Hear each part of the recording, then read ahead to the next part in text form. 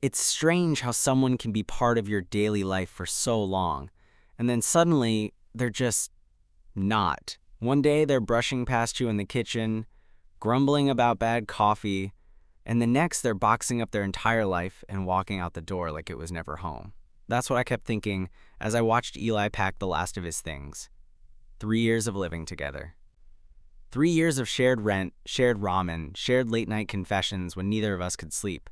And now he was leaving. The lease was up, and he'd accepted a job upstate, some marketing gig with better pay and actual benefits. He'd joked. I was staying behind, clinging to my freelance life and the rent-controlled apartment we'd made our own. "You good?" he asked, glancing over his shoulder as he stuffed the last of his hoodies into a duffel bag. I nodded. "Yeah, just surreal." Eli smiled faintly, that same crooked grin he'd had since the day we met. "Tell me about it." I remembered that day clearly. First week of grad school, both of us standing awkwardly in the narrow hallway of the student housing office. We'd been paired up last minute when his original roommate bailed. He wore a plain black tee and smelled like detergent and coffee, and for some reason, that stupid combination lodged itself in my memory. From the beginning, living with Eli was easy. Too easy. He was funny without trying, emotionally available in the way guys rarely are, and the kind of attractive that made strangers do double takes. Wavy brown hair, tall but not imposing, and these dark eyes that always looked like he was on the edge of some inside joke. But he was also straight, or so I thought. I told myself that 100 times, especially when he'd walk around shirtless after a workout or flop next to me on the couch with a bowl of cereal balanced on his stomach. "Don't go there," I used to chant in my head. "He's your friend. He's your roommate." But now, with him leaving, something felt unfinished. Like there was this unspoken thing between us neither of us had dared to touch. That night was supposed to be simple. One last dinner, a couple of beers, and a low-key goodbye. But it turned into something else entirely. We cooked together like we always did, him chopping onions too aggressively, me adding too much garlic on purpose. We sat on the living room floor, plates on our laps, and talked about stupid things. Movies. Old professors we hated. The time we got locked out in our underwear because he lost the keys. But there was a weird energy buzzing under it all. Like both of us were trying not to say something. After dinner, we ended up on the couch. Not unusual. But this time, we were sitting closer. Our thighs touched. I didn't move. Neither did he. "You ever think about how different things could have been?" Eli asked suddenly, staring at the blank TV screen. I turned to him. "What do you mean?" He shrugged, eyes still ahead. "I don't know. If we hadn't been roommates, if we'd met somewhere else." My throat went dry. "Like where?" He finally looked at me then. Really looked. "Like a bar. Or a party. Somewhere you meet someone, and it's not just by accident." The air between us thickened. I could hear my heartbeat in my ears. "Are you saying this was just an accident?" I asked, quieter than I meant to. He didn't answer right away, just leaned back, his expression unreadable. "I'm saying maybe if I'd met you differently, I would have done things differently." "What kind of things?" Another long pause. And then he said it. "I think I would have kissed you." The room went silent. I couldn't move. Couldn't breathe. For a second, I thought I'd imagined it. That my brain had conjured the words I'd wanted to hear for years. But then Eli turned toward me, his voice soft and steady. "I still might." I didn't say anything at first. My body went still, like it couldn't decide whether to tense up or lean in. Eli just watched me, his face unreadable but not cold. If anything, he looked calm. Like this wasn't a big reveal. Like he hadn't just dropped a sentence that would live in my head for the rest of my life. "I still might." Those words echoed, bounced off the cheap drywall and into every corner of me. I shifted a little, searching his face for a punchline, a crack in the expression, something to tell me this was a joke. But there was nothing. Just Eli, sitting next to me on the same couch where we'd eaten popcorn during horror movies and once drunkenly sang karaoke into a spoon at 2 a.m. "You're serious?" I said. He nodded once. Yeah. 1,000 questions rushed through my mind all at once. Why now? What does this mean? Are you drunk? Have you always felt this way? But all I could get out was, why tonight? He let out a breath, like he'd been waiting for that question. Because I'm leaving tomorrow, and if I don't say it now, I'm never going to. I glanced down at my hands. I could feel the heat building behind my ears. The part of me that had crushed on him for so long wanted to throw logic out the window and lean in, kiss him, pull him into me, and pretend tomorrow didn't exist. But another part, the one that had spent 3 years trying to keep everything in a neat, friendly box, was scared. I don't get it, I said finally, trying to keep my voice steady. You've never said anything before. He rubbed the back of his neck, the way he always did when he was nervous or unsure. Yeah, because I didn't know what I wanted. I still don't, to be honest. But I know that when I think about leaving, the only thing that feels off is not figuring this out, not knowing what it would have been like to just let it happen. Let it happen. I looked at him again, more carefully this time. He wasn't just being impulsive. There was something behind his eyes. Regret, maybe. Curiosity. Hope? So what are you saying? I asked, my voice quieter now.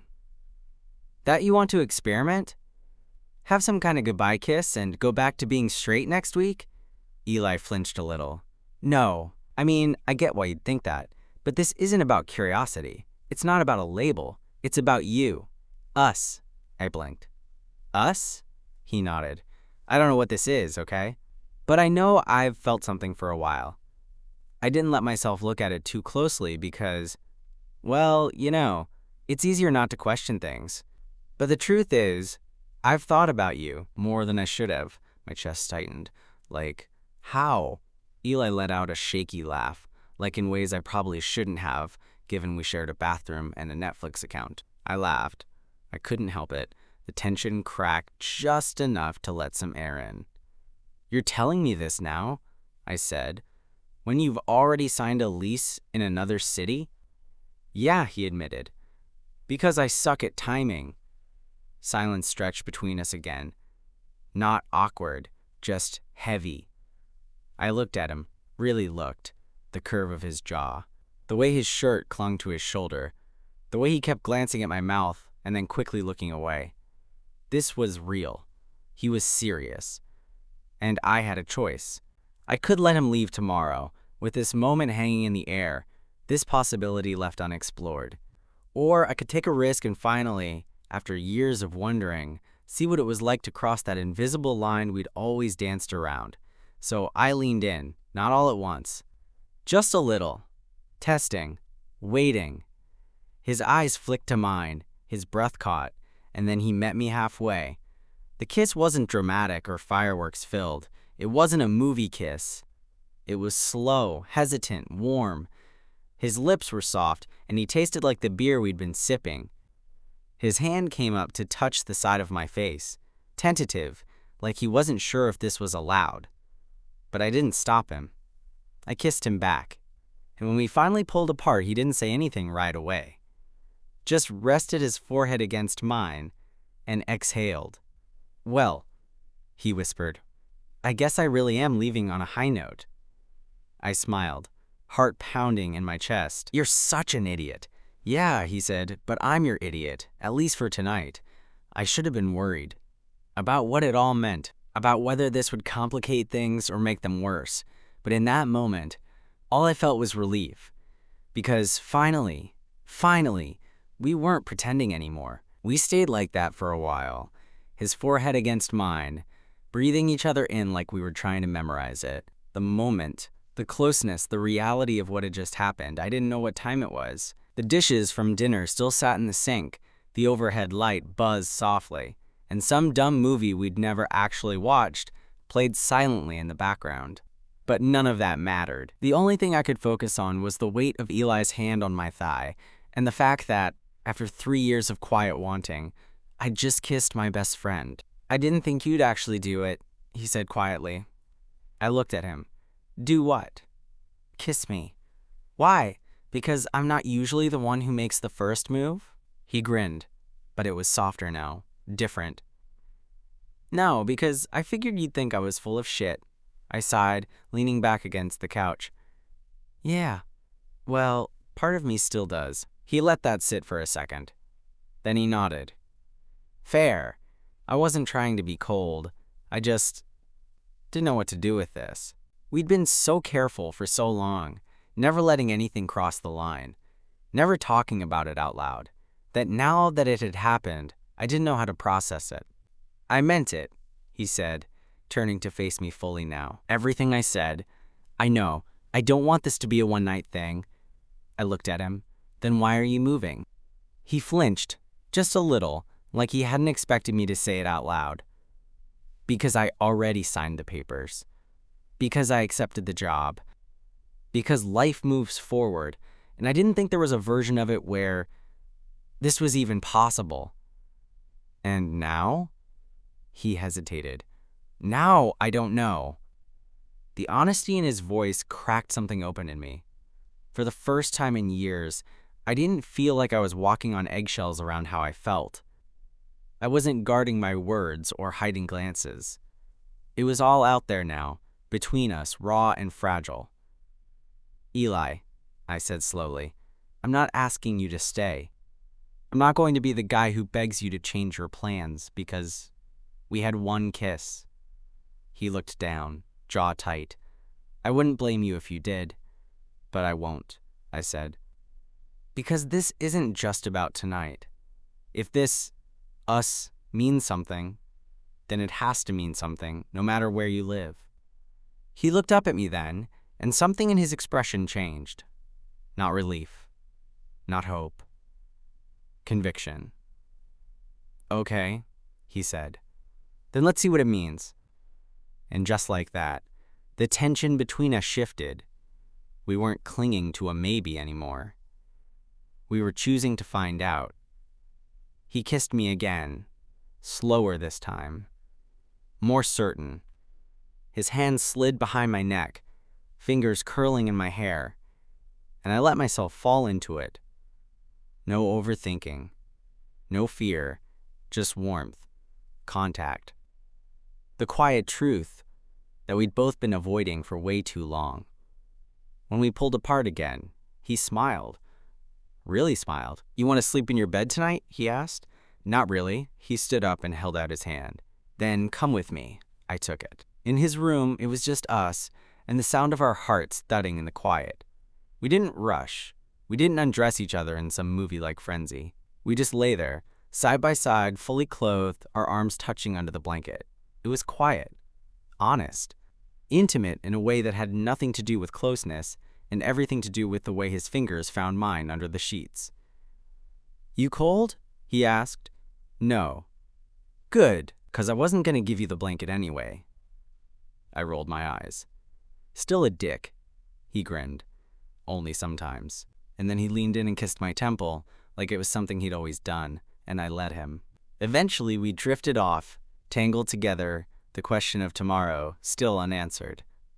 But for the first time in a long time, I didn't need the answers right away. I had the night, and that was enough. I woke up to sunlight bleeding through the half-closed blinds, the room dim but warm. For a few seconds, I didn't remember where I was.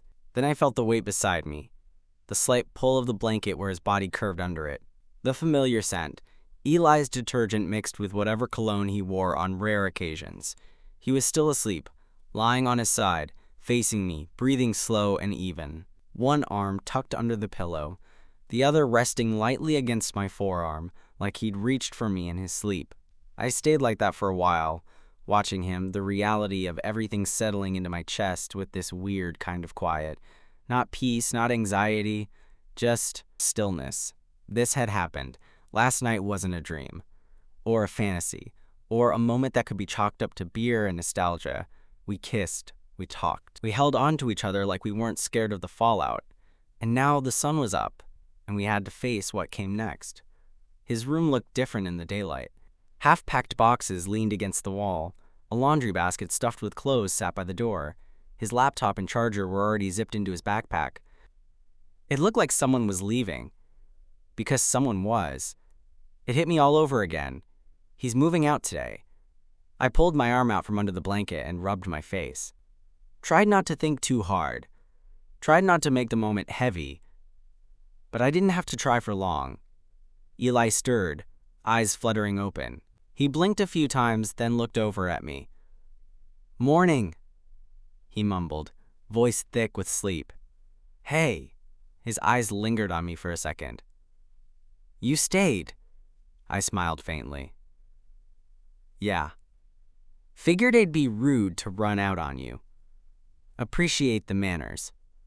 He stretched, arms over his head, shirt riding up just enough to make my brain short-circuit a little. When he dropped his arms, he rolled onto his back and stared at the ceiling. "You okay?" I asked after a beat. He nodded slowly. "Yeah, just thinking." I didn't push. We lay there in silence for a minute or two, both of us probably wondering the same thing. How the hell were we supposed to act now? Eventually, Eli sat up, ran a hand through his hair, and let out a slow breath.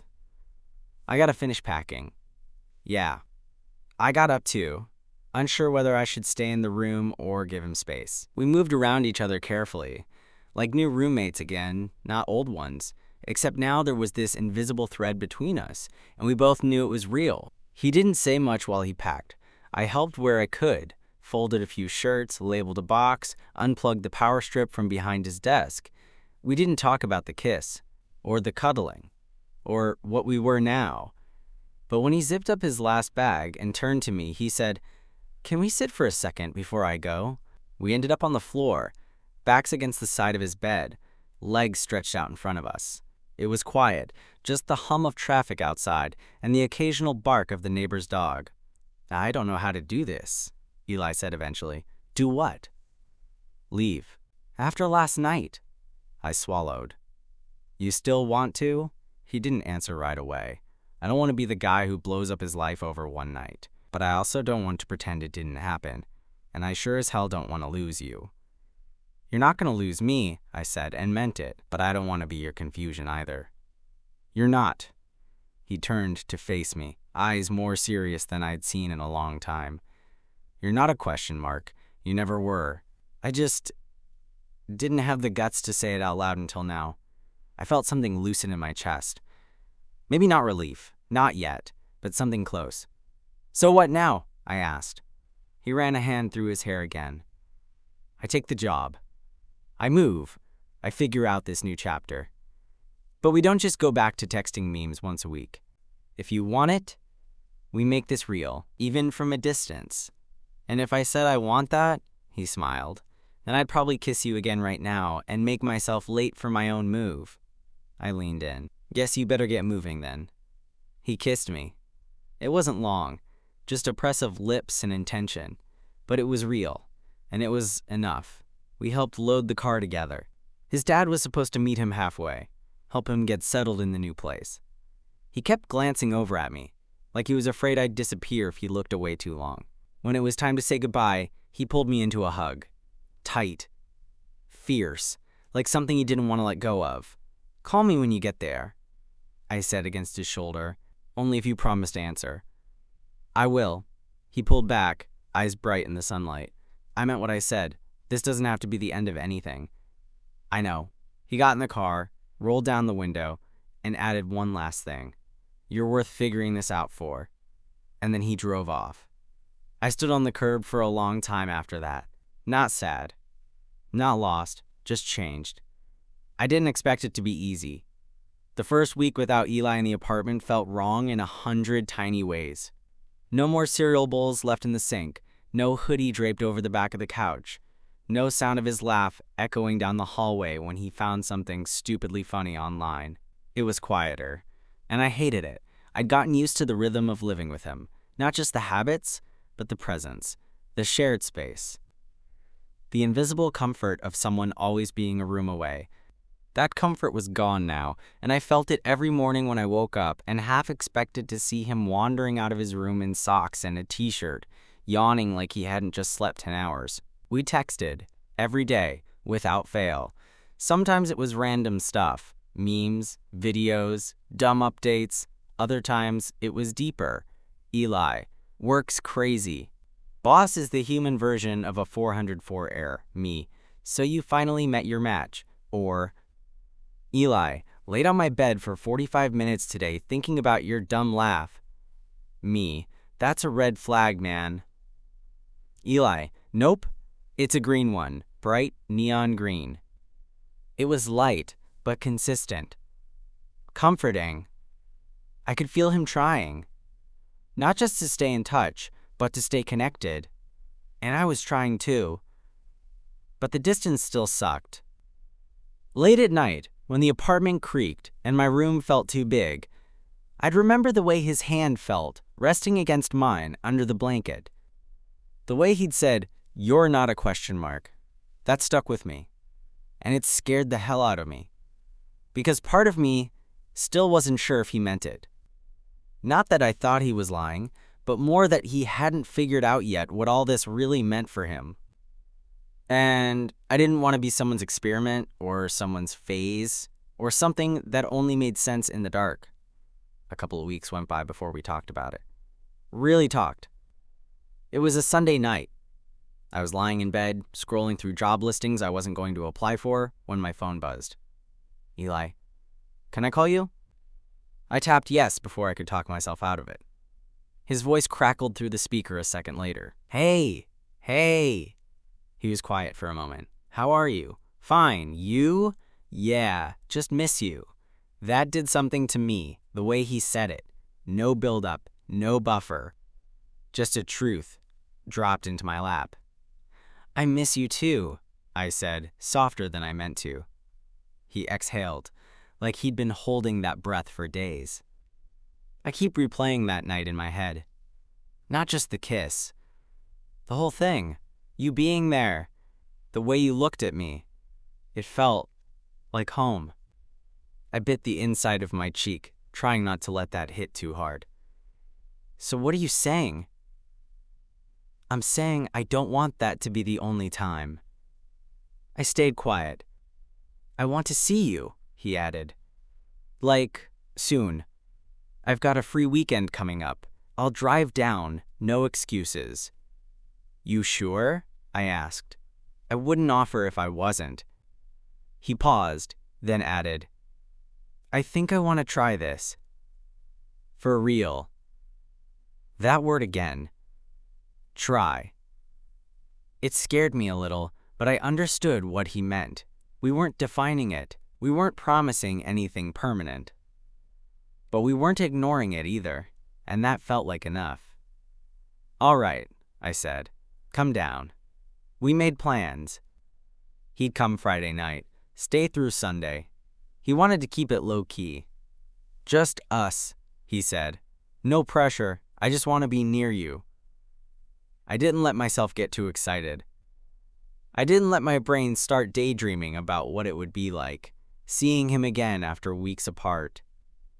I didn't let myself imagine how it would feel to hear his voice in the same room instead of through a speaker. But of course, I did all those things anyway. And then Friday came. I was pacing like an idiot.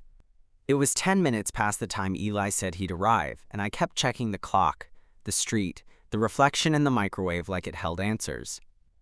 I'd even cleaned the apartment for no one but him, straightened the cushions, lit a candle I didn't even like. When I finally heard the knock on the door, my stomach flipped. I opened it to find him standing there in a black hoodie and jeans, a duffel bag slung over one shoulder, and that crooked smile that somehow made the air feel warmer. Hey, he said, like it hadn't been weeks. Hey. We stood there for a beat too long before I stepped aside. Come in. The second the door closed behind him, the space between us tightened. His eyes scanned the room like he was looking for something familiar. Or maybe just checking to make sure nothing had changed too much. It smells like... Lavender? He asked, sniffing. Don't judge me. I panicked and lit a candle. He grinned. Didn't know I made you nervous. You don't, I said. Too quickly. He raised an eyebrow, clearly not buying it. Okay. We moved toward the living room. He dropped his bag near the couch and sat, hands on his knees like he didn't know what to do with them. I took the armchair opposite, suddenly aware of how much space was between us. So, I said. So, he echoed, smiling a little. This is weird, huh? A little, but good weird? He added. I nodded. Yeah, good weird. We talked for a while. About his new apartment, his commute. How his boss still couldn't figure out how to attach PDFs to emails. About me. My freelance projects. A client who wanted a logo that looks expensive but isn't. It was easy, natural, familiar, but the tension hummed underneath it all, quiet, insistent. At some point, the conversation slowed. The space between our words stretched thinner, and the silence started speaking louder than we were. Eli leaned back, arms crossed. I thought about texting you 100 times this week. You did text me. No, I mean, really texting. Saying more, saying I wanted this. His voice dropped slightly. I've been thinking about that night. About holding your hand under the covers. About waking up next to you. I swallowed. Me too. He looked up, our eyes meeting across the room. I wanted to do this as soon as I walked in, he said, standing up. And then he crossed the room and stood in front of me. Can I kiss you? He asked. My breath caught in my throat. You don't have to ask. But he did it anyway, slow, like he wanted to be sure. His hand came to the side of my face, fingers curling gently at the base of my jaw. And when his lips touched mine, it wasn't hesitant like last time. It was sure. He kissed me like he'd been thinking about it every night since he left. And maybe he had. When we pulled back, his forehead rested against mine. This still feels crazy, he whispered. Yeah, but kind of in a good way. He stepped back, his thumb brushing the edge of my jaw. Do you still want to take things slow? I considered it. No, I said.